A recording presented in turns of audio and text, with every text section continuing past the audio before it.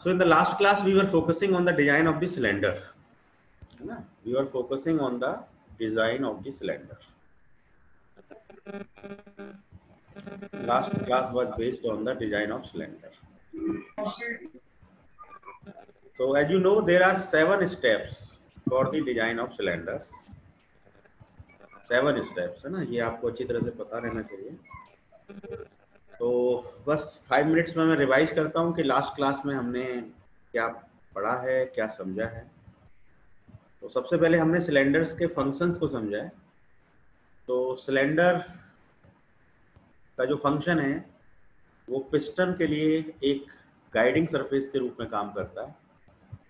तो सिलेंडर जो है पिस्टन को गाइड करता है ना. पिस्टन को क्या करता है? गाइड करता है. एक फंक्शन तो ये है. दूसरा, सिलेंडर के अंदर so many gases are there है ना. तो ये अपने अंदर petrol, diesel, air, gas mixers उसको अपने अंदर कंटेन कर सकता है और को रिटेन कर सकता है. So it can contain the gases, can contain the gases. तो ये हमने 2 फंक्शन पढ़े थे, आप लोग याद रखेंगे. It can guide the piston and it can contain the gases है ना. These are the 2 functions. Materials के बारे में बता दूं तो मटेरियल्स में हम कास्ट आयरन हो सकता है, अलॉय कास्ट आयरन हो सकता है, निकेल मोलिब्डेनम जिसमें मिक्स हो है ना, निकेल मिक्स हो, मोलिब्डेनम मिक्स हो, ये इस तरह से हो सकता है. सिलेंडर का मटेरियल, सिलेंडर के ऊपर फ्लैंज होता है, फ्लैंज के ऊपर जो है आपका सिलेंडर हेड होता है. फ्लैंज और सिलेंडर और ये सब आपस में बोल्ट्स की हेल्प से असेंबल होते हैं है ना. ये हमने थोड़ी सी इसकी ज्योमेट्री के बारे में पढ़ा था, इसके फंक्शंस के बारे में पढ़ा था, सिलेंडर के मटेरियल्स के बारे में पढ़ा था है ना. इसके अलावा हमने ये पढ़ा था कि सिलेंडर के अंदर जो पावर जनरेट होती है, power developed inside the cylinder, उसको हम इंडिकेटिंग पावर कहते हैं. और जो पावर हमको क्रैंकशाफ्ट पे अवेलेबल होती है उसको हम ब्रेक पावर कहते हैं. तुम समझा के आओ. मैं इसे जरा सा क्लियर कर देता हूँ. इसके बाद हमने पढ़ा था डिजाइन के स्टेप्स में. तो स्टेप नंबर 1 जो था, मैं बहुत शॉर्ट में बताऊंगा क्योंकि डिटेल में डिस्कस हो चुका है. स्टेप नंबर 1 सिर्फ ये है कि आपको स्ट्रोक लेंथ निकालनी है और दूसरा आपको बोर डायमीटर निकालना है. ठीक है. अब यहाँ पर स्मॉल एल तो जो है वो स्ट्रोक लेंथ है. स्मॉल एल जो है वो क्या है? Stroke length. Is the stroke length. और आपका कैपिटल एल जो है वो लेंथ ऑफ द सिलेंडर है. दोनों में फर्क है, इसको देखना. कभी कभी क्वेश्चन में पूछा जाता है लेंथ ऑफ द सिलेंडर, तो आपको जो स्ट्रोक लेंथ निकलेगी उसके बाद आपको length of the cylinder calculate करनी होगी. तो जनरली क्या रहता है, जो लेंथ ऑफ द सिलेंडर होती है वो स्ट्रोक लेंथ से 15% ज़्यादा रखी जाती है. तो आप ये कह सकते हैं कि L equal to L plus 15% of L, L plus 15% of L. तो एक तरह से इसकी वैल्यू जो है वो आ जाती है 1.15 L. 1.15 L, 1.15. So this is the length of the cylinder. Length of the stroke, length of the, अच्छा length of the cylinder length of the stroke से ज़्यादा इसलिए होती है क्योंकि सिलेंडर के अंदर अपर साइड में there is arrangement for the valves है ना. Inlet valve is there, outlet valve, spark plug, atomizer, diesel engine, so many. तो इन वॉल्व्स में पिस्टन हिट ना करे तो वो जो लेंथ होती है वो तो स्मॉल एल होती है, और सिलेंडर की जो लेंथ होती है वो टोटल लेंथ होती है. तो करीब करीब 15% ये हमको लेंथ एक्स्ट्रा रखनी पड़ती है सिलेंडर में, to avoid the strike of the piston with the cylinder valves. Valves के साथ में पिस्टन का स्ट्राइक ना हो, उससे बचने के लिए हमको सिलेंडर की length design point of view से स्ट्रोक लेंथ से 15% के रेंज में ज़्यादा रखनी होती है. So once L is available, capital L is also available. So this is the first step जिसमें हम लेंथ निकालते हैं, length of the stroke, length of the cylinder और डायमीटर निकालते हैं. और इन्हें निकालने के लिए हम बहुत ही जनरल फॉर्मूले यूज करते हैं। जैसे हम एक तो इंडिकेटेड पावर का फॉर्मूला यूज करते हैं, है ना। इंडिकेटेड पावर होती है PMLAN डिवाइड बाई 60,000, सबको पता है, PMLAN डिवाइडेड बाई 60,000, ये फॉर्मूला यूज करते हैं। मैकेनिकल एफिशिएंसी सभी जानते हैं, BP बाई IP होता है। तो ये हमारा फर्स्ट स्टेप हो जाता है डिजाइन का। इसके बाद हम आते हैं दूसरे स्टेप पर। तो स्टेप नंबर 2 में हम क्या करते हैं, जो हमारा सिलेंडर होता है, तो सिलेंडर लाइनर हो या सिलेंडर हो, उसकी हम थिकनेस निकालते हैं। तो थिकनेस निकालने के लिए बहुत ही जनरल फॉर्मूला है, PD divided by 2 sigma T plus revolving allowance. ये हमको स्ट्रेस फॉर्मूले से आ जाता है। तो ये स्टेप 2 होता है जिसमें हम thickness of the cylinder wall या thickness of the cylinder liner उसको कैलकुलेट करते हैं। पहले स्टेप में लेंथ और बोर कैलकुलेट करते हैं, दूसरे स्टेप में thickness of the cylinder wall calculate करते हैं। उसके बाद हम फ्लैंज की थिकनेस कैलकुलेट करते हैं स्टेप 3 में, है ना, फ्लैंज की थिकनेस कैलकुलेट करते हैं। सो दिस इज स्टेप 3। इसके बाद चौथे नंबर पे हम सिलेंडर कवर जो होता है उसकी थिकनेस कैलकुलेट करते हैं, है ना, सिलेंडर कवर की थिकनेस। उसके बाद जो स्टेप 5 आता है, स्टेप 5 पे हम पहुंच जाते हैं सीधे सीधे बोल्ट्स की डिजाइन पर। हम बोल्ट्स की डिजाइन पे पहुंच जाते हैं। तो बोल्ट्स की डिजाइन में हम सबसे पहले बोल्ट का कोर डायमीटर कैलकुलेट करते हैं by the equilibrium of the forces. वो हम डिटेल में उसको डेवलप कर चुके हैं। तो सबसे पहले हम कोर डायमीटर निकालते हैं और उसके बाद हम उसका नॉमिनल डायमीटर निकाल लेते हैं, DC डिवाइडेड बाई 0.84 या 0.8 से हम इस तरह से उसका निकाल लेते हैं। तो ये हमारा स्टेप 5 हो जाता है जिसमें हम बोल्ट का डायमीटर निकाल लेते हैं। उसके बाद हम बोल्ट, कितने बोल्टों की हमें रिक्वायरमेंट होगी, तो उसके लिए एक एम्पेरिकल रिलेशन होती है। तो कितने बोल्ट हमको जरूरत पड़ेगी, तो उसे हम कैपिटल N कहते हैं।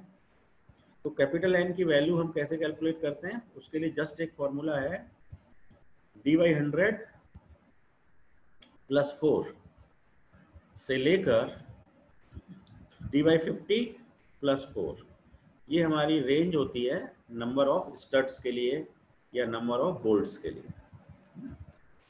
नंबर ऑफ स्टड्स के लिए या नंबर ऑफ बोल्ट के लिए हमारी ये थ्रेडेड जॉइंट्स के लिए लिमिट होती है। इन दोनों के बीच में हम कोई भी एक इंटीजर वैल्यू ले लेते हैं। इंटीजर वैल्यू जैसे कि मान लीजिए ये वाली वैल्यू आ रही है सपोज 4.3 और ये वाली वैल्यू आ रही है सपोज 6.7 फॉर एग्जांपल। तो 4.3 और 6.7 के बीच में कोई एक इंटीजर हम ले सकते हैं। जैसे 4.3 और 6.7 के बीच में 5 भी इंटीजर है, 6 भी इंटीजर है। तो इन दोनों में से हम कोई भी एक n की वैल्यू फिक्स कर सकते हैं। इंटीजर, कोई भी एक इंटीजर वैल्यू ले सकते हैं बोल्ट निकालने। तो नंबर ऑफ बोल्ट्स का सीधा फॉर्मूला D/100 का हो या 0.001 D प्लस 4 से लेंगे 0.002 D प्लस 4। ठीक है, बोल्ट का डिजाइन हो गया।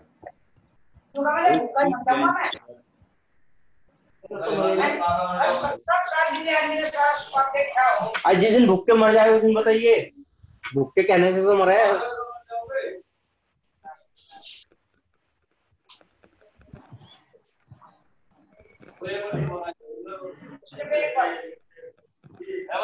क्या अब बंद है, वो भी बंद है अब वो भी।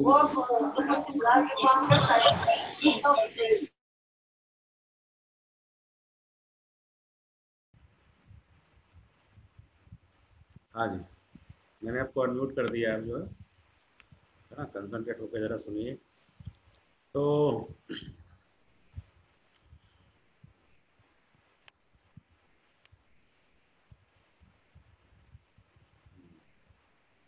स्टेप्स पे हम बात कर रहे थे। तो स्टेप्स में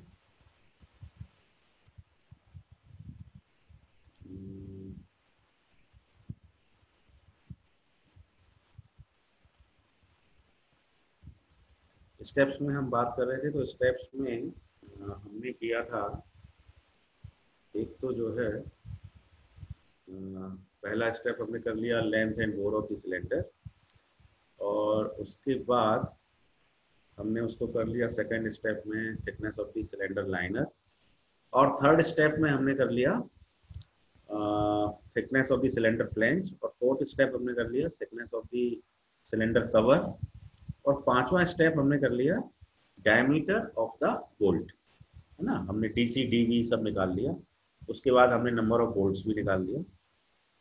इतना काम करने के बाद आपको ये निकालना पड़ेगा कि जो बोल्ट लगे हुए हैं तो उस बोल्ट वाले सर्किल का पिच सर्किल डायमीटर क्या है।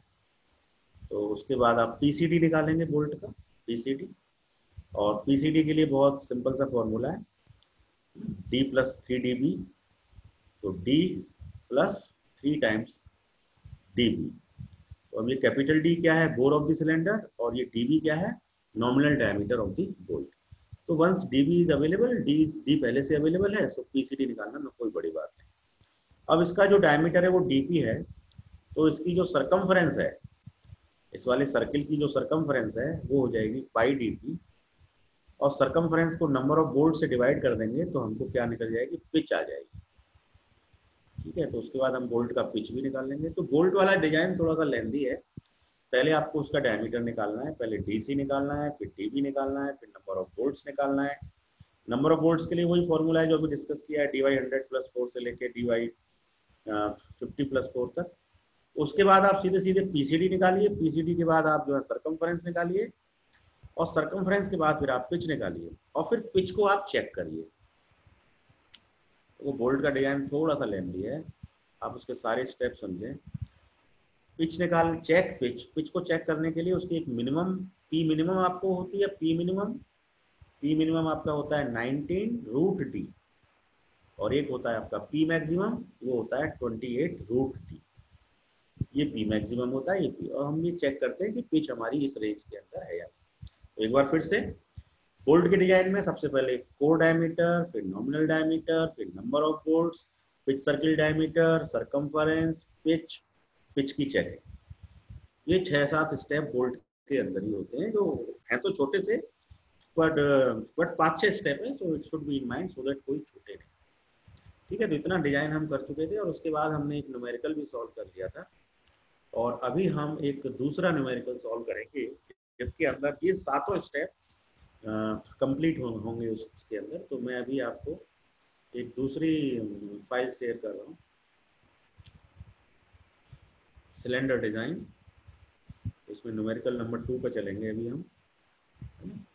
तो अभी आज मैंने आपको फिर से थोड़ा सा रिवाइज करा दिया है ना, मैंने आपको शुरू से रिवाइज करा दिया है, आईपी वीपी ईटा ये सब मैंने आपको रिवाइज करा दिया है। एक चीज और, लाइनर दो तरह के होते हैं, एक वेट लाइनर और एक ड्राई लाइनर होता है ना, ये हम लास्ट क्लास में पढ़ चुके हैं, मटेरियल हो चुका है, स्ट्रेसेस हो चुके हैं। अच्छा, थर्मल स्ट्रेस जो होते हैं वो प्रेशर स्ट्रेस के रेस्पेक्ट में काफी नेग्लिजिबल होते हैं, इसलिए डिजाइन पॉइंट ऑफ व्यू से हम थर्मल स्ट्रेसेस को नेग्लेक्ट कर देते हैं। ठीक है, ये पहला स्टेप है बोर एंड डिजाइन। उसके बाद दूसरा स्टेप है thickness of the cylinder wall, तीसरा स्टेप फ्लैंज की थिकनेस, चौथा स्टेप कवर की थिकनेस, पांचवा स्टेप बोल्ट के बाद core diameter, nominal diameter, PCD के बाद पिच, ये सब आ गया। प्रॉब्लम 1 पहले हम कर चुके थे, प्रॉब्लम 1 लास्ट क्लास में। तो प्रॉब्लम 1 में केवल 2 चीजें निकालनी थी, एक तो निकालना था thickness of the cast iron cylinder, और दूसरा निकालना था स्ट्रेसेस। तो ये छोटा सा क्वेश्चन था, अभी एक बड़ा क्वेश्चन ले रहे हैं जिसमें हमको सारे पैरामीटर्स निकाल लें। तो question number 2, so I am moving directly to the question number 2. So in this question, design a cylinder head for 4-stroke engine with the following data. अच्छा, 2-stroke इंजन और 4-stroke इंजन में थोड़ा सा हमारी calculations में changes आते हैं हल्के से, तो वो क्या चेंजेस आते हैं उसको जरा सा फिर से समझ लेते हैं। Let I am going to black board again. तो 2-स्ट्रोक और 4-स्ट्रोक के रेस्पेक्ट में हमारी कैलकुलेशंस में क्या चेंजेस आते हैं। तो 2-स्ट्रोक और 4-स्ट्रोक, तो मान लीजिए कि हमारा क्रैंक n आरपीएम से रोटेट हो रहा है, हमारी क्रैंक की जो स्पीड है मान लेते हैं कि n RPM, n is the revolutions पर मिनट। अब 2-स्ट्रोक के केस में, 2-स्ट्रोक इंजन्स के केस में जो हमें, जब हम इंडिकेटेड पावर निकालते हैं तो इंडिकेटेड पावर क्या होती है हमारी, PM LAM डिवाइडेड बाई 60। अब इसमें एक पैरामीटर है, ये n जो पैरामीटर है, this n is the number of stroke. तो n की वैल्यू 2 स्ट्रोक के केस में और n की वैल्यू 4 स्ट्रोक के केस में, ठीक है। यदि हमारा इंजन 2 स्ट्रोक इंजन है तो उस केस में क्या होता है, क्रैंक के 1 रिवॉल्यूशन में हमको, जैसे कि आपको जनरल यदि पता हो, जनरल आप देखें यदि, एक सेकेंड तो मैं मिटा देता हूँ। यदि आप जनरली देखें तो there is a cylinder, this is the piston, this is the connecting rod, this is the crank and this is the path of rotation। तो ये आपका क्रैंक शाफ्ट है, ये सिचुएशन होती है ना। तो in the 1 revolution of the crank, है ना, इसके एक रिवॉल्यूशन में ये n आरपीएम से घूम रहा है, तो इसके एक रिवॉल्यूशंस में आपको एक यहाँ पे पावर स्ट्रोक मिल जाता है। 2 स्ट्रोक इंजन के केस में in the 1 revolution of the crank you get 1 power stroke. तो 2 रिवॉल्यूशन में आपको 2 पावर स्ट्रोक मिल जाएंगे, 10 रिवॉल्यूशन में आपको 10 पावर स्ट्रोक मिल जाएंगे। तो सिमिलरली n रिवॉल्यूशंस में आपको n पावर स्ट्रोक मिल जाएंगे।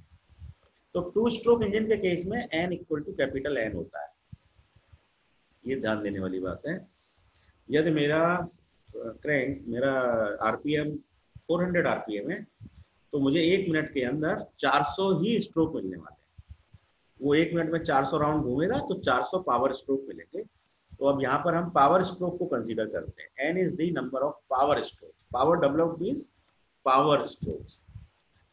अच्छा, 4 स्ट्रोक के इंजन के केस में ये स्थिति थोड़ा डिफर करती है। 4 स्ट्रोक के केस में इसके 2 रिवॉल्यूशन में, है ना, मैं जरा सा कलर चेंज कर, इन the 2 revolutions of the crank, इसके 2 रिवॉल्यूशंस में इधर एक पावर स्ट्रोक मिलता है। 4 स्ट्रोक इंजन के केस में in the 2 revolutions of the crank we get 1 power stroke. तो 2 रिवॉल्यूशन में 1 है तो 4 रिवॉल्यूशन में कितने हो जाएंगे, 2। 6 रिवॉल्यूशंस में 3 पावर स्ट्रोक मिल जाएंगे। सिमिलरली यदि n रिवॉल्यूशन है तो मुझे n/2 पावर स्ट्रोक मिल जाएंगे 4 स्ट्रोक के केस में। So n equal to capital N/2 in case of 4 stroke engines। तो जब हम इंडिकेटेड पावर निकाल रहे होंगे तो इंडिकेटेड पावर में n की वैल्यू पुट करनी होगी, है ना, PM LAN।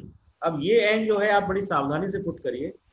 यदि आपकी मान लो आरपीएम 400 आरपीएम दे रखी है और आपका इंजन 2 स्ट्रोक इंजन है तो n की, स्मॉल n की वैल्यू भी 400 ही हो जाएगी। लेकिन 4 स्ट्रोक इंजन है, यदि आपके केस में आपका क्वेश्चन 4 स्ट्रोक का है तो उस पर्टिकुलर केस में आपके n की वैल्यू 400/2 यानी कि 200 हो जाएगी। 400/2 यानी कि 200 हो जाएगी। This is the basic difference. तो अभी हम चलते हैं वापस अपनी फाइल पर और देखते हैं कि हमारा इंजन कैसा है। इट इज 2 स्ट्रोक और 4 स्ट्रोक। तो let I am moving again to my file, cylinder design. तो design a cylinder head for the 4 stroke engine with the following data. तो ये 4 स्ट्रोक इंजन है, तो यहाँ पे कभी यदि आरपीएम का यूज करना हुआ बाई चांस, तो जरूरी नहीं है कि क्वेश्चन में आरपीएम का यूज इन्वॉल्व हो, लेकिन यदि आरपीएम का यूज इन्वॉल्व है तो उस केस में आपको number of power stroke equal to RPM divided by 2 लेना ही होगा फॉर द करेक्ट कैलकुलेशन। ठीक है, तो अब इस क्वेश्चन में हमें क्या दे रखा है, capital D means bore is given 150 millimeter, Pmax means maximum pressure is given, assume suitable data, है ना। केवल 2 चीजें दे रखी हैं। सिलेंडर को डिजाइन करना है, सिलेंडर के 7 स्टेप है डिजाइन के, है ना, 7 स्टेप है। तो उन 7 को 1 by 1 हम निकालते हैं। तो सॉल्यूशन केवल 2 चीजें गिवन है। तो सबसे पहले हमने निकाल दिया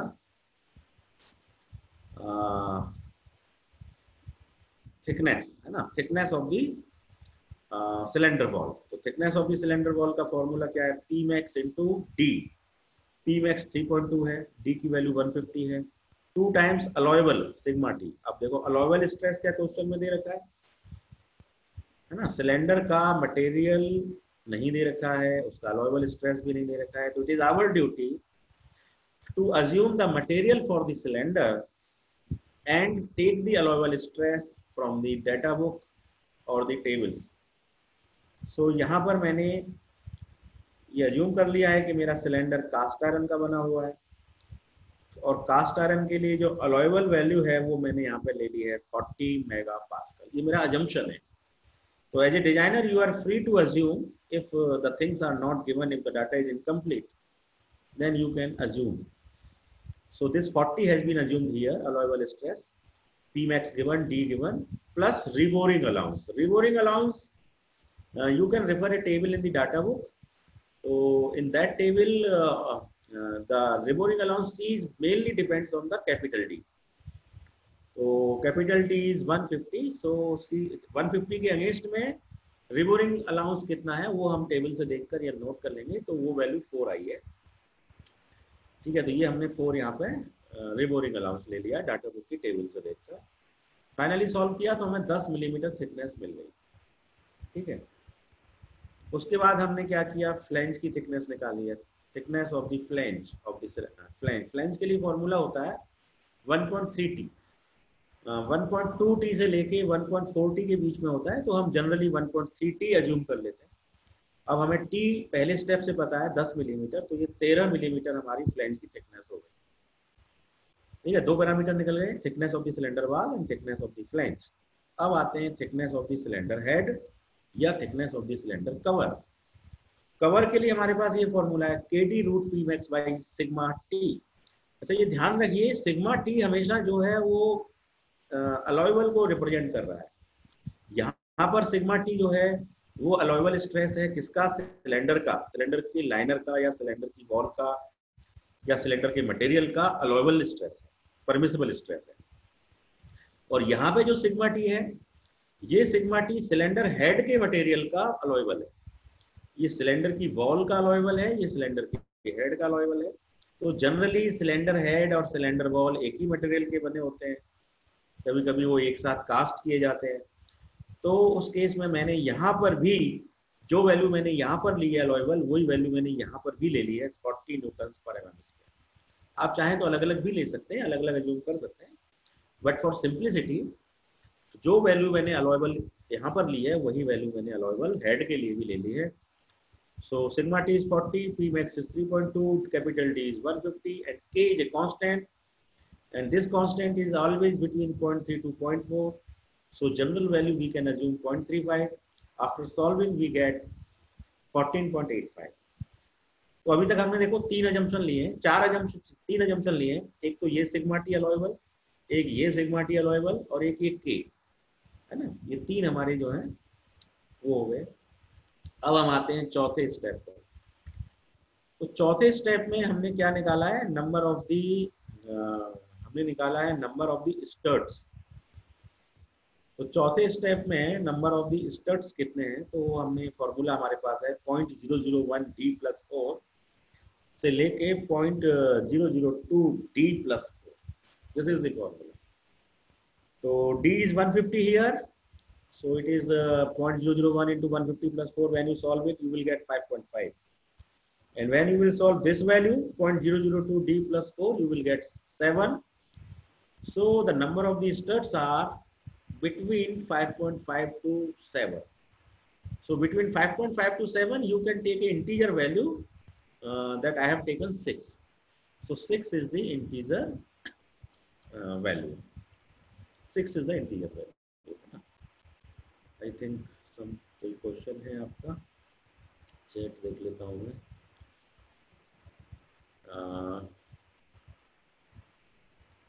सर थर्ड हमारा थिकनेस ऑफ सिलेंडर कवर है, थर्ड हमारा थिकनेस ऑफ सिलेंडर कवर है। हाँ ठीक है, सीक्वेंस से कोई फर्क नहीं पड़ता है, आपको सारे पैरामीटर्स निकालने हैं, है ना। वो हमने एक जनरल बता दिया है कि पहला स्टेप ये है, दूसरा ये है, तीसरा ये है। आपको निकालना सब कुछ है, थोड़ा बहुत आगे पीछे भी करेंगे तो नो इशू, है ना। कोई चौथा स्टेप आपने पहले कर दिया, तीसरा बाद में कर दिया, नो इशू, सारे पैरामीटर्स निकल जाने चाहिए। ठीक है, तो Adityaraj I think it is clear, है ना। थोड़ा बहुत आगे पीछे होने से कोई इशू नहीं है। तो 0.001D + 4 ये 6 हो गया। अब 6 होने के बाद हमने क्या निकाला है, DC। DC का मतलब है core diameter, core diameter of the bolt. तो बोल्ट के लिए हमारे पास फॉर्मूला है d√Pmax/n सिग्मा टी, है ना। ये देखो ये फॉर्मूला हमने कहाँ से उठाया है, ये हमने बोल्ट की डिजाइन में निकाला था, तो ये वही फॉर्मूला है। एक बार बोल्ट की डिजाइन में इस फॉर्मूले को देख लेते हैं। तो बोल्ट की डिजाइन में ये फॉर्मूला यहाँ पर है, ये देखिए, है ना। इसमें हमने क्या किया है, दो फोर्सों को इक्वल किया है। ये वाला जो फोर्स है ये तो गैस फोर्स है, 5/4d² × Pmax, और ये वाला जो फोर्स है ये बोल्ट कितना फोर्स बियर कर सकता है, मतलब बोल्ट की क्या लिमिट है बिफोर फेल्योर। तो ये बोल्ट कितना फोर्स बियर कर सकता है, दोनों फोर्सों को इक्वल करके 5/4 कैंसिल हो गया, तो डीसी की वैल्यू d√Pmax/n सिग्मा टी ये हमारी आ चुकी है। तो इसी फॉर्मूले का हम लोग यहाँ प्रॉब्लम 2 में यूज कर रहे हैं। तो हमने यहाँ पर सीधे DC = d√Pmax/n सिग्मा टी कर दिया। अब कैपिटल D 150 है, Pmax 3.2 है, n की वैल्यू 6 हम निकाल चुके हैं। n means number of bolts या नंबर ऑफ स्टड्स। बोल्ट और स्टड में फर्क आपको मैं पहले भी बता चुका हूँ। बोल्ट में एक तरफ हेड होता है ना, स्टड में दोनों साइड कोई हेड नहीं होता है, ठीक है। तो 150 सिग्मा टी इतना आ गया, तो इसमें डीसी की वैल्यू हमें मिल गई 13.09, ठीक है। अब यहाँ पर फिर से एक अजम्पशन किया हमने, ये जो सिग्मा टी है ये क्या है, बोल्ट के मटेरियल का अलॉयबल है ना। सिग्मा टी से कंफ्यूज मत होइए, हम जगह जगह सिग्मा टी यूज कर रहे हैं। तो जिस चीज का हम फॉर्मूला लगा रहे हैं, जैसे हम सिलेंडर हेड का लगा रहे हैं तो ये अलॉयबल हेड के लिए हो जाएगा, कवर के लिए लगा रहे हैं तो कवर के लिए अलॉयबल हो जाएगा, बोल्ट के लिए लगा रहे हैं तो बोल्ट के लिए अलॉयबल हो जाएगा। So this sigma T is used for the material for the bolt, and bolts are generally made of ductile material. Bolts and studs are generally made of ductile material. So ductile material के लिए मैंने यहाँ पर sigma T थोड़ी सी ज़्यादा assume करी है। Steel के लिए जो सिग्मा टी है वो मैंने 70 यहाँ पे अज्यूम कर लिया है ना। अब ये भी हो सकता है कि आपकी डाटा बुक में जो अलॉयबल वैल्यू है वो हो सकता है 210 हो, है ना, 210 हो। तो 210 में भी मैंने फैक्टर ऑफ सेफ्टी 3 लगा करके 70 अज्यूम कर लिया। तो ये आपके ऊपर चॉइस है कि आप कितना फैक्टर ऑफ सेफ्टी ले रहे हैं और आप अलॉयबल वैल्यू को कितनी अज्यूम कर रहे हैं। तो यहाँ पर हमने जनरली सिग्मा टी को स्टड्स के लिए 70 अज्यूम किया है, बाकी जगह 40 अज्यूम किया है। और इसको सॉल्व करने के बाद हमको बोल्ट का कोर डायमीटर 13.09 mm मिल गया है सॉल्यूशन के बाद। Once the core diameter is available, divide it by 0.84, so you will get the nominal diameter. So nominal diameter is 15.58, so it is 16 mm, or you can say it is M16. Metric thread के हिसाब से ये bolt का size हो गया M16, ठीक है। तो हमें बोल्ट का डायमीटर मिल गया। अब हम अगले स्टेप पे आते हैं। तो अगले स्टेप में हमारे पास डीपी का मतलब है pitch circle diameter. Pitch circle diameter of the bolts is given by capital D plus 3 times dB. So capital D is 150, dB is 16 हमने स्टेप 5 में कैलकुलेट किया है, ये M16। तो 150 plus 3 into 16 is 198 mm, and DO is the outer diameter of the cylinder flange, and cylinder flange diameter is given by dP plus 2 dB plus 12. dP is 150, dB is 16. After solving we get 242 millimeter. Okay. इसके बाद हम step 7 पे आ गए। तो once the pitch circle diameter is available, so circumference can be found. Pi dP is the circumference. Pi dP is the circumference of the pitch circle diameter. Pitch circle. So pitch circle circumference divided by number of bolts or number of studs, we get pi times 190. dP is 190, 198 है ये, तो ये 198 होगा। So it is 198 divided by 6. After solving you will get 103.67. ठीक है। तो अब हमको पिच मिल गया। तो दो स्टड्स के बीच का जो गैप है, जो सर्कुलर पिच है, वो 103.67 है ना। तो पिच को आप कैसे डिफाइन करेंगे? It is the distance from centre of one stud to the centre of the adjacent stud.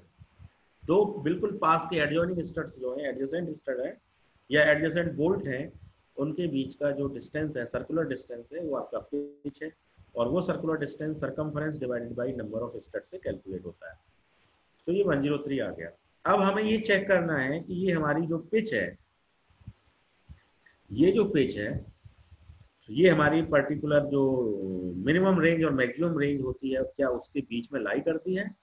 यदि ये लाई करती है तब तो हमारी डिजाइन सेफ है, और यदि लाई नहीं करती है तो हमारी डिजाइन अनसेफ है। Then we have to go back, we have to go back and we have to change either the material or either the bore diameter.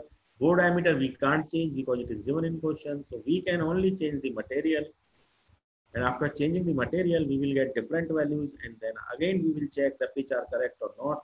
So this is a cyclic process. So in this case we have calculated P minimum is 19 root dB, so it is 19 root 16. dB is the nominal diameter of the bolt, so it is 19 root 16, so it is 76 mm, and P max is 28 root dB, so it is 28 root 16, so it is 112 mm. So pitch is in between. 76 is the minimum, 112 is the maximum. Our pitch calculated is 103, and 103.67 lies between these two values. 76 less than 103.67 less than 112. So it is lying, it is in the range, and hence we can say the condition of the pitch on the studs is satisfied. Hence our design is safe. तो इस question में हमने काफी चीजें निकाली हैं except length of the cylinder, है ना। लेंथ ऑफ द सिलेंडर हमने इसमें नहीं निकाला है, और लेंथ ऑफ द सिलेंडर निकालने के लिए हमें क्या पता होना चाहिए, इंडिकेटेड पावर पता होनी चाहिए, है ना। Because the indicated power is not given in question, that's why we have not calculated the length. यदि इंडिकेटेड पावर हम अज्यूम कर लें तो हम लेंथ कैलकुलेट कर सकते हैं, because capital D is given, है ना। तो capital D is given, so D के बिहाफ एल का यूज आगे नहीं होता है। Length of the cylinder is not so important, it is initially important कि स्ट्राइक ना हो पिस्टन का उसके बीच में, बट बाद में सारे पैरामीटर्स जो यूज होते हैं उसमें आप देखेंगे कहीं पर भी लेंथ का यूज नहीं है, लेंथ ऑफ द स्ट्रोक का कहीं भी यूज नहीं है। इवन स्ट्रेस को निकालने में भी लेंथ का यूज नहीं है, स्ट्रेस निकालने में केवल बोर डायमीटर का ही यूज है। सो बोर डायमीटर से ही सारी कहानी आपकी आगे बढ़ जाती है ना। बोर डायमीटर की हेल्प से ही आप जो है टी निकाल लेते हैं, टीएफ निकाल लेते हैं, टीएफ सब जगह पे डी का यूज है, कैपिटल डी का यूज, लेंथ का यूज नहीं है। तो यदि क्वेश्चन में लेंथ के लिए कहा होता तो हम फिर, या पावर दी होती तो फिर हम लेंथ निकालते। हमने सिर्फ लेंथ को छोड़कर बाकी सारी चीजें इस क्वेश्चन में निकाली हुई है। So this is a complete question for the cylinder design. So this ends our design of the cylinder, and we will proceed for the design of piston, है ना। Before starting the design of piston, if you have any query, है ना, आपको इस question में कुछ समझ में ना आया हो या कोई क्वेरी हो आपकी सिलेंडर डिजाइन से related, so you can ask, है ना। आप रेज हैंड कर दीजिए, यदि आप रेज हैंड कर सकते हैं तो कोई क्वेरी है तो रेज हैंड के बाद 1 मिनट वेट करूंगा आपकी क्वेरी का, उसके बाद फिर मैं या तो पिस्टन शुरू कर दूंगा या फिर सिलेंडर का थोड़ा सा आपको एक पीपीटी और दिखा दूंगा, कुछ डायग्राम्स वगैरह दिखा दूंगा। तो first 1 minute for your query. If you have any query तो you can write in the chat window और you can raise hand, so I can unmute you and you can tell me your query. यदि आप raise hand करेंगे तो मैं आपको unmute कर दूंगा,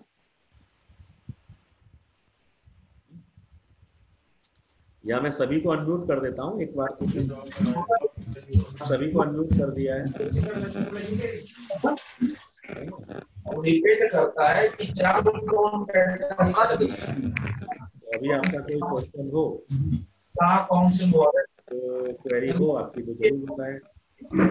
आज क्लास में कौन कौन ठीक है? आदित्य राज क्लास मुझे सुन पा रहे हैं? राजा कौन हो गया?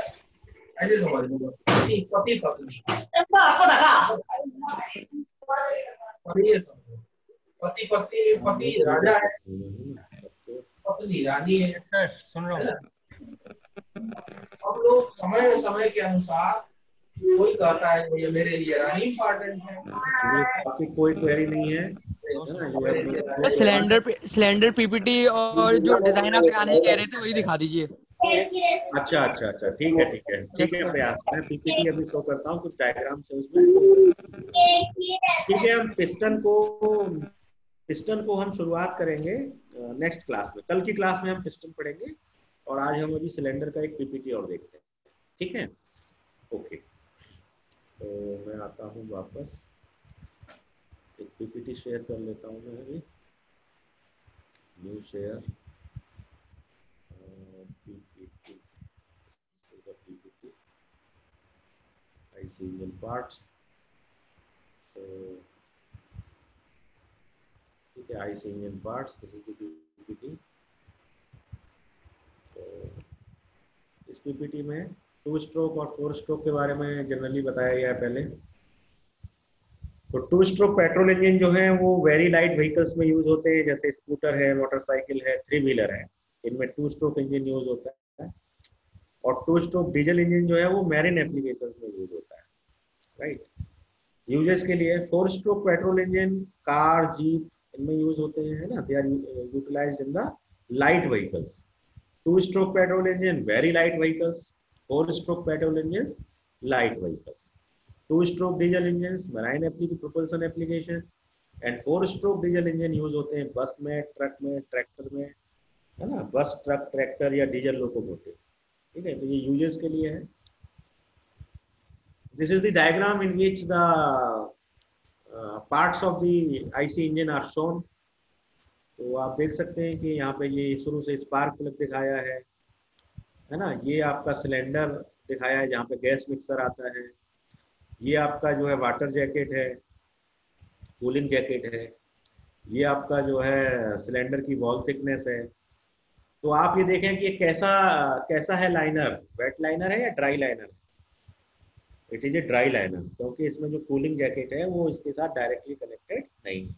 तो इस फिगर में ये ड्राई लाइनर दिखाया गया है। ठीक है, ये वाला पार्ट जो है ये गजन पिन है, पिस्टन पिन भी कहते हैं इसको। तो पिस्टन पिन क्या करती है, पिस्टन को कनेक्टिंग रॉड से ज्वाइन करती है, तो वो गजन पिन है। उसके बाद ये जो पूरी लेंथ है ये कनेक्टिंग रॉड है। कनेक्टिंग रॉड के बाद ये जो पोर्शन है ये क्रैंक पिन है। क्रैंक पिन ज्वाइन करती है कनेक्टिंग रॉड को क्रैंक के साथ। ये आपका क्रैंक शाफ्ट है। ये आपकी वाल्व है, इनलेट वाल्व और आउटलेट वाल्व, एग्जॉस्ट वाल्व है।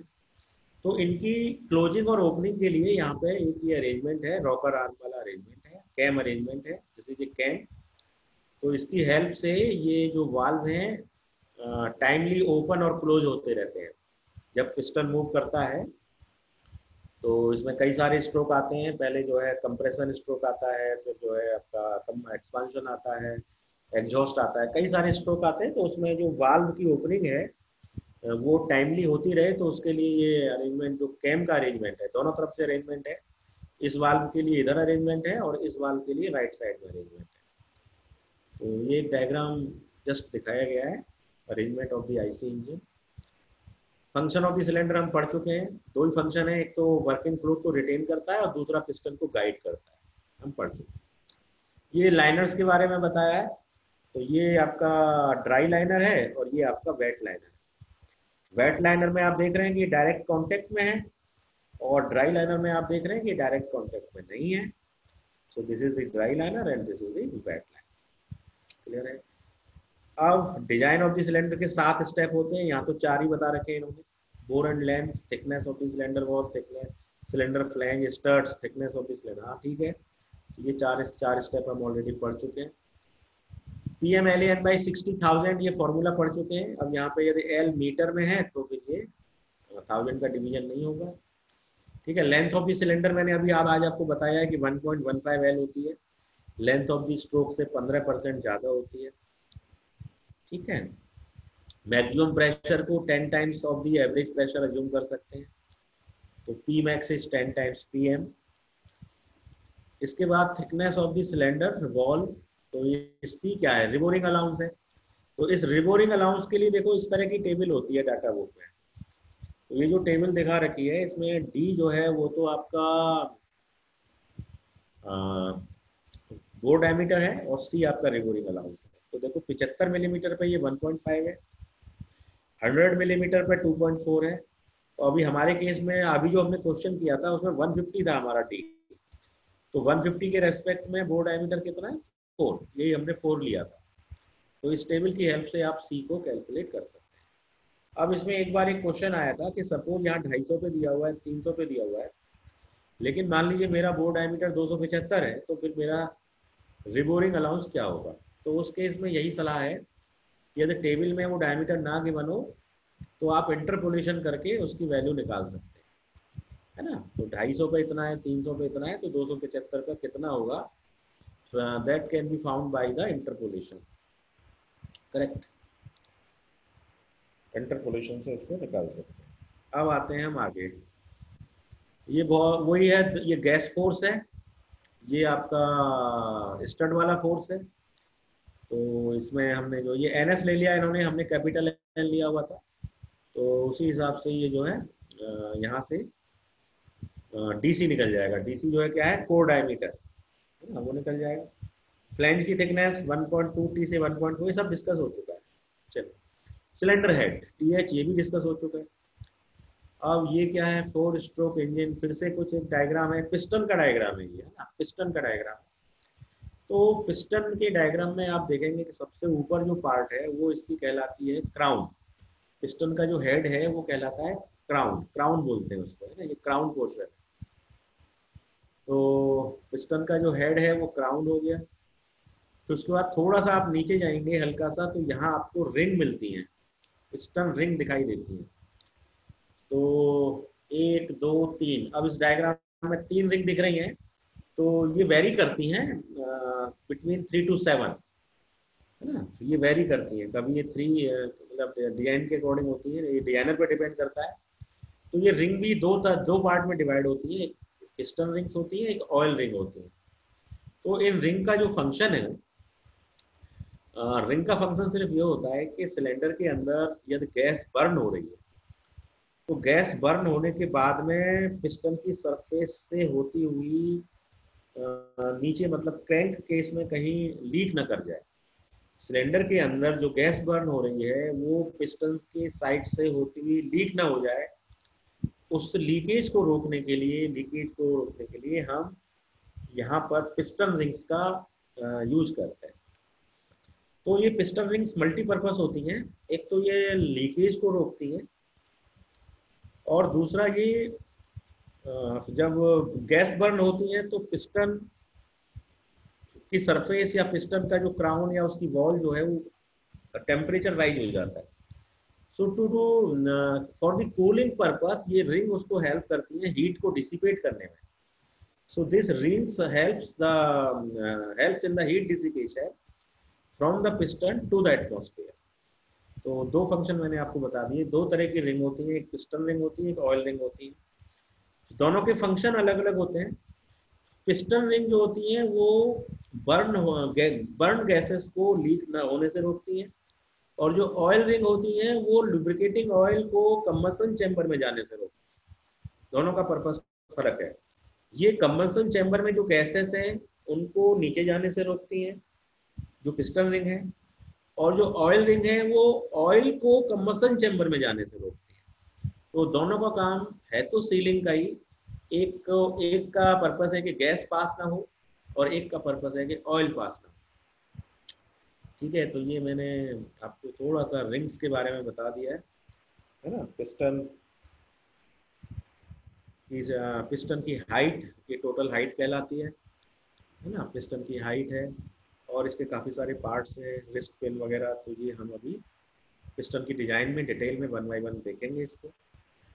अब ये बता रखे हैं कि पिस्टन के क्या क्या प्रॉपर्टी होनी चाहिए। तो उसकी जो स्ट्रेंथ है वो बहुत अच्छी होनी चाहिए, है ना, enormous strength to withstand the high gas pressure and inertia forces, है ना। और पिस्टन हमारा हैवी होना चाहिए, लाइट होना चाहिए।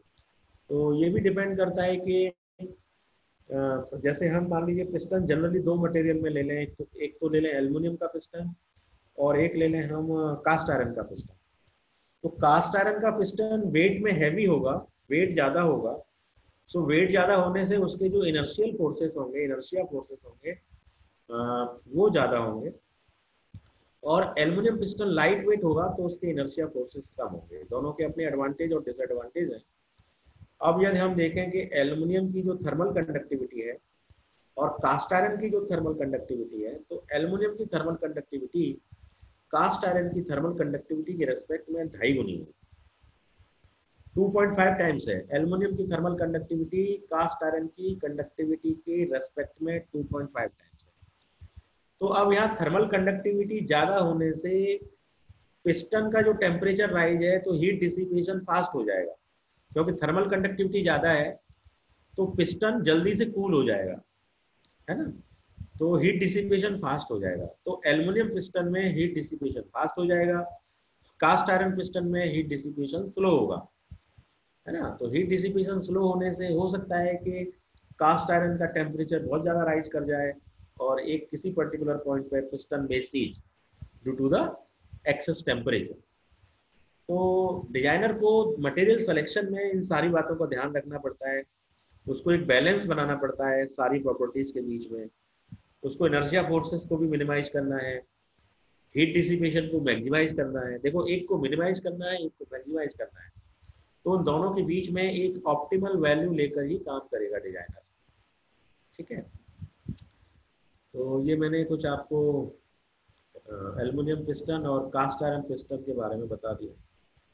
ठीक है, दूसरा कास्ट आयरन की भी अपनी कुछ खास कुछ अच्छी बातें होती हैं। जैसे हम मान लीजिए स्ट्रेंथ के पॉइंट ऑफ व्यू से देखें तो कास्ट आयरन की जो स्ट्रेंथ है और एल्युमिनियम की जो स्ट्रेंथ है ना, यदि आप दोनों का वो देखें अल्टीमेट टेंसाइल स्ट्रेंथ या यील्ड स्ट्रेंथ जो भी आप देखें, तो आप देखेंगे कि कास्ट आयरन की जो स्ट्रेंथ है वो एल्युमिनियम की रेस्पेक्ट में उसकी स्ट्रेंथ अच्छी है।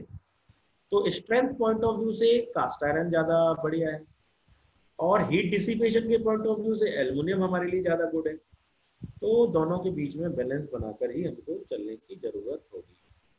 ठीक है, तो ये कुछ डिजाइन कंसीडरेशन इसी तरह से इसमें बताए हुए हैं फॉर दी पिस्टन। ठीक है, तो अभी हमारा टाइम कितना हो रहा है, व्हाट इज द टाइम, मैं जरा सा टाइम चेक करता हूँ। 10:54 हो गया। हाँ, तो टाइम होने को है 10:55 का हमें क्लास एंड करनी है। तो आज की क्लास बस इतना ही, और अब आपकी कोई क्वेरी हो तो आप रेज हैंड करें या चैट विंडो में लिखें। मैं अभी 2-3 मिनट आपकी क्वेरी के लिए बैठा हूँ। नो सर, नीलेश सोनी ने हमको जवाब दे दिया, ठीक है, very good. Cast iron piston brittle nature का होगा, यस ना, कास्ट आयरन ब्रिटल मटेरियल है, वो डक्टाइल मटेरियल है ना। लेकिन कास्ट आयरन पिस्टन की जो डैम्पिंग स्ट्रेंथ होती है, डैम्पिंग स्ट्रेंथ से मेरा मतलब है जो वाइब्रेशन जनरेट होते हैं, तो चूंकि मूवमेंट होती है, इम्पैक्ट आता है, डायनेमिक फोर्सेस जनरेट होते हैं मूवमेंट में, तो जो वाइब्रेशन जनरेट होते हैं तो वाइब्रेशंस को एल्युमिनियम पिस्टन बियर नहीं कर पाता है। एल्युमिनियम पिस्टन वाइब्रेशन की वजह से फेल हो जाते हैं। कास्ट आयरन के अंदर एक अच्छी बात होती है कि वो वाइब्रेशंस को अच्छी तरह से एब्जॉर्ब कर सकता है। तो कास्ट आयरन की भी काफ़ी सारी बातें अच्छी हैं, स्ट्रेंथ अच्छी है, उसकी डैम्पिंग प्रॉपर्टी अच्छी है। एल्युमिनियम की हीट डिसिपेशन अच्छी है लेकिन डैम्पिंग प्रॉपर्टी वीक है। स्ट्रेंथ प्रॉपर्टी कुछ एवरेज है, बहुत ज़्यादा वीक नहीं है, कुछ एवरेज है। तो इन सब को देखते हुए हम लोग डिसाइड करते हैं। तो सर, नो डाउट, ठीक है। कास्ट आयरन कंप्रेसिव लोड झेल लेता है सर, यस, है ना, उसकी कंप्रेसिव स्ट्रेंथ अच्छी है कास्ट आयरन की, no doubt. Cast iron piston application बता दीजिए। तो उसमें देखिए जो लो स्पीड इंजन होते हैं, है ना, लो स्पीड इंजन होते हैं जहाँ हमें स्पीड ज़्यादा नहीं ले जानी है, 80 किलोमीटर पर आवर या मैक्सिमम 100 किलोमीटर पर आवर, तो उस पर्टिकुलर केस में एल्युमिनियम पिस्टन अच्छा काम कर जाते हैं, है ना। लो स्पीड यदि इंजन है तो एल्युमिनियम पिस्टल्स आर प्रेफर्ड, और यदि हाई स्पीड इंजन है जहाँ स्पीड जो है 300-400 किलोमीटर पर आवर की रेंज में जा रही है, 200, 250, 300 में जा रही है, तो उस केस में हमको फिर एल्युमिनियम पिस्टन से काम नहीं चलेगा, हमको कास्ट आयरन पिस्टन का ही एप्लीकेशन करना पड़ेगा, है ना। तो cast iron piston are useful for the high speed application and low for the low speed aluminium pistons are useful. ठीक है प्रयास, ओके। और कोई क्वेरी किसी की? Sir, we do use alloy material, yes, we can use alloy material. Cast iron के साथ में nickel, molybdenum ये सब चीज़ें हम यूज़ करेंगे तो हमारा जो वियर रेजिस्टेंट है ना, मॉल्बिडेनम मिलाने से या टंगस्टन मिलाने से, तो जो कोरोजन रेजिस्टेंट है या वियर रेजिस्टेंट है, ये सारी प्रॉपर्टी हमारी मैकेनिकल प्रॉपर्टीज इंप्रूव हो जाती हैं अलॉय मटेरियल से, तो we can use of them. लेकिन अलॉय मटेरियल यूज करेंगे तो अलॉयज आर कॉस्टली, तो फिर पिस्टन की कॉस्ट बढ़ जाती है। तो budget is also the criteria. तो कॉस्ट और प्रॉपर्टीज के बीच में एक बैलेंस बनाकर ही you have to take the decision. Okay, any other query? सारी क्वेरीज आ चुकी हैं। चलिए, thank you very much. So I am now ending the meeting. Thank you. Stay healthy, stay safe.